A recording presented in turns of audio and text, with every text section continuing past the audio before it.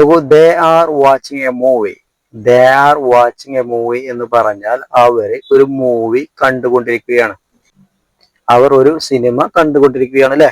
They are watching a movie.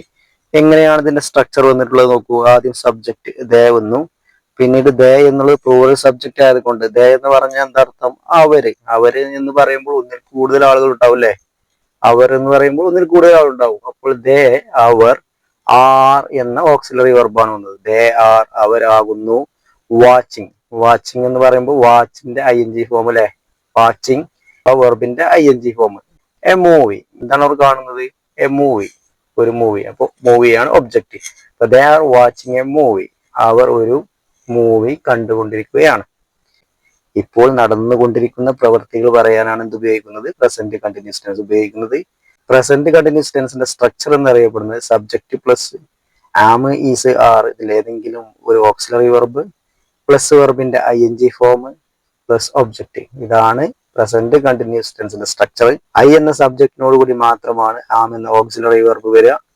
Singular സബ്ജക്റ്റിന്റെ കൂടെ is വരും. Plural subject ആണ് എന്നുണ്ടെങ്കിലോ ആർ വരും. അടുത്ത നോക്കൂ, യു ആർ സ്റ്റഡിയിങ് ഇംഗ്ലീഷ്. നിങ്ങൾ ഇംഗ്ലീഷ് പഠിച്ചുകൊണ്ടിരിക്കുകയാണ്. നിങ്ങൾ ഇപ്പോൾ എന്താ ചെയ്തുകൊണ്ടിരിക്കുന്നത്? ഇംഗ്ലീഷ് പഠിച്ചുകൊണ്ടിരിക്കുകയാണ്. You are studying English. You എന്നുള്ള പ്ലൂറൽ സബ്ജക്റ്റ് വന്നത് കൊണ്ട് ആർ എന്ന ഓക്സിലറി വന്നു.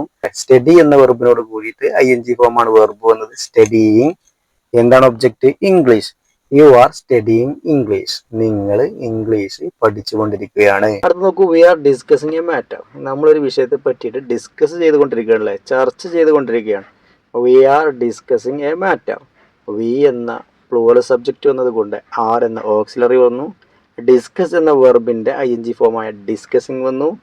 എ മാറ്റർ എന്നുള്ള ഒബ്ജക്റ്റും വന്നു. We are discussing a matter. നമ്മളൊരു മാറ്റർ, ഒരു വിഷയത്തെ പറ്റിയിട്ട് എന്ത് ചെയ്യാണ്? ചർച്ച ചെയ്തുകൊണ്ടിരിക്കുകയാണ്, ഡിസ്കസ് ചെയ്തുകൊണ്ടിരിക്കുകയാണ് എന്നുള്ളത് പറഞ്ഞില്ലേ. എങ്ങനെയാണ് ഈ ഒരു പ്രസന്റ് കണ്ടിന്യൂസ് ടെൻസിന്റെ സ്ട്രക്ചർ എന്നുള്ളതാണ് നമ്മൾ നോക്കുന്നത്. ഒരു പ്രവൃത്തി ഇപ്പോൾ നടന്നുകൊണ്ടിരിക്കുകയാണ് എന്നുള്ളത് എങ്ങനെയാണ് നമ്മൾ പറയുക എന്നുള്ളതാണ് നമ്മൾ പഠിച്ചുകൊണ്ടിരിക്കുന്നത്. സബ്ജക്റ്റ് പ്ലൂറൽ ആണ് അഥവാ ഒന്നിൽ കൂടുതൽ ഉണ്ടെങ്കിൽ എന്താണ് ചെയ്യേണ്ടത്?